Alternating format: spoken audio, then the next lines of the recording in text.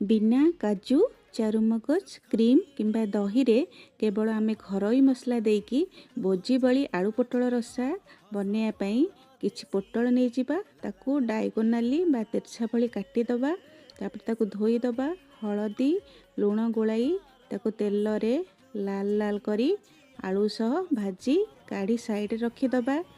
पुणी सेई कड़ाई रे आउ टिके तेल देदबा तापर से तेजपत्र जीरा फुटाई दबा कटा पियाज को सुनेली रंग होगा जाए भाजीदबा रसुण अदा अल्प पियाज डालचीनी गुजराती जैकि टेस्ट को आहरी डबल कर सब बाटी देदबा तापर कषिदबा तापर जी गुंड मसला सब देदबा तापर अल्प पानी दे कषिदेला टमाटो लुण